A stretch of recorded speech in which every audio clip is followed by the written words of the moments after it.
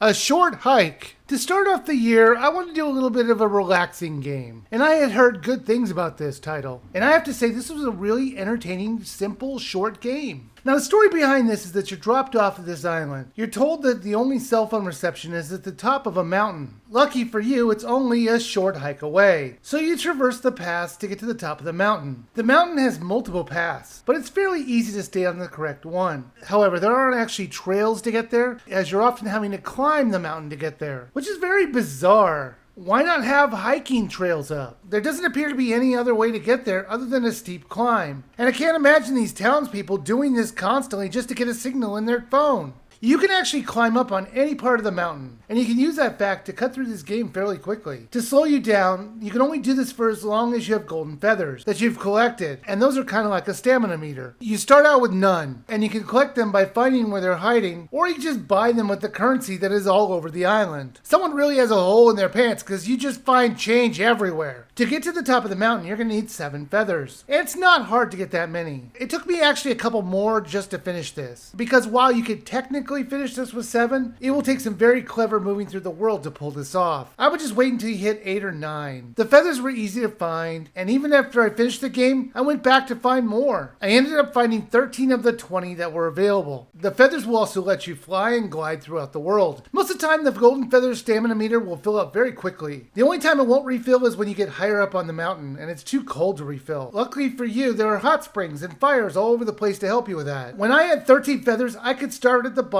and fly up a bunch and land and fly up again. I got to the top of the mountain again in about a minute. So after that point, you can just basically focus on the side quests that the game offers. Throughout the world, you meet people who are just running a race or lost an item, or maybe just want to play a game. These little distractions help fill out the adventure. They're not required, but they're there if you want to add to the fun. There are all kinds of activities to do. Fishing will make you the most money, and you can try and find all the fish, or not. It really doesn't matter. The game just wants you to have fun. This is a very relaxing title. It will never kill you, and there is no ticking clock. Get to the top of the mountain whenever you feel like it. The title does not care what you do or when you do it, with the exception of the races, which you could just rerun at any time. This is a very short indie game. In fact, I beat this in under 2 hours. However, there are a few more things I could have done if I wanted to get 100%. And unlike a lot of games, getting them is not something unachievable. Like I said, this is a very relaxing game. The map, though, was a little confusing. Since you're circling around this small island, it's very easy to get turned around. They do give you a compass to help you and signs all over the place. I enjoyed my very short time with this game. And there is some replayability with the extra things you can do in the island. Now, they are asking $7.99 for this normally, and that's just about right. I do wish it was a bit cheaper, but it is a fair price. So I do think it's worth a buy. If you want to play a game that's more about exploring and not stopping a threat to the world or some dramatic plot point, you're going to find this very enjoyable. And you will find it's worth a buy.